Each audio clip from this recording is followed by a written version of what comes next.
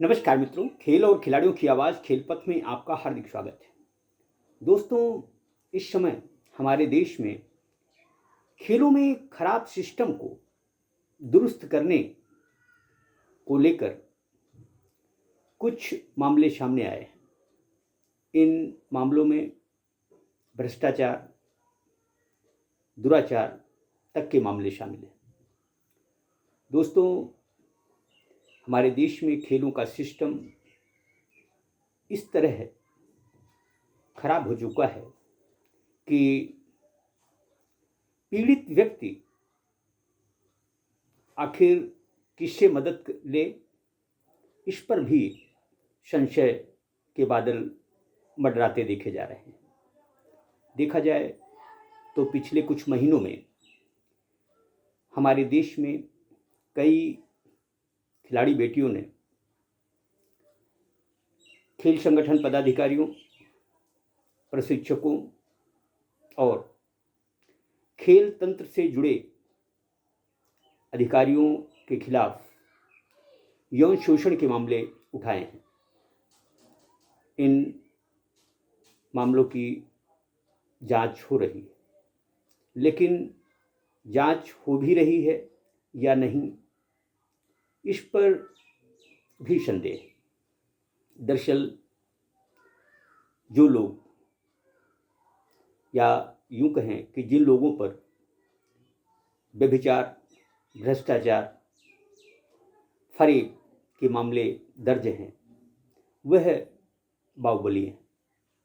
वह अपने बाहुबल, धनबल से आरोप लगाने वाले लोगों के खिलाफ ही षड्यंत्र रचते दिख रहे हैं। एक मामला इन दिनों काफ़ी सुर्खियों में, मामला भारतीय ओलंपिक संघ के कोषाध्यक्ष आनंदेश्वर पांडे से जुड़ा हुआ है। आनंदेश्वर पांडे के मामले में पीड़ित राष्ट्रीय महिला हैंडबॉल खिलाड़ी के बयान दर्ज किए जा चुके हैं। उसका मेडिकल चेकअप किया जा चुका है, लेकिन पीड़िता को अफसोस है कि लोग उसकी आवाज़ को दबाने की कोशिश कर रहे हैं। दरअसल इस राष्ट्रीय खिलाड़ी ने पूर्व में भी इस बात के संदेह या शंका जताई थी कि सामने वाला अपने रसूख का, अपनी पहुंच का न केवल फ़ायदा उठाएगा, बल्कि उसकी जांच में भी अवरोध पैदा करने की कोशिश करेगा। अभी तक की जो प्रक्रिया है उसमें पुलिस अपना काम कर रही है, लेकिन खेल निदेशालय उत्तर प्रदेश के पदाधिकारी इस मामले में अब तक चुप्पी ओढ़े हुए हैं।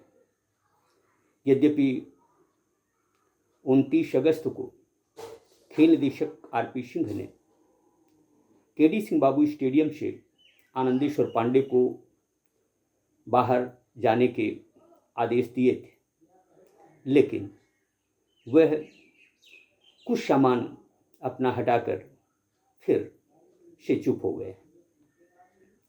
मामला गंभीर है, उन पर आरोप भी गंभीर, लेकिन अपर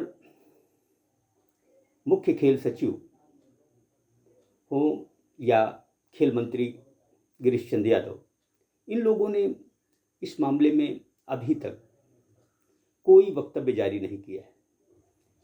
जबकि 29 अगस्त के बाद लगभग 3 सप्ताह होने को हैं, जिस व्यक्ति को केडी सिंह बाबू स्टेडियम से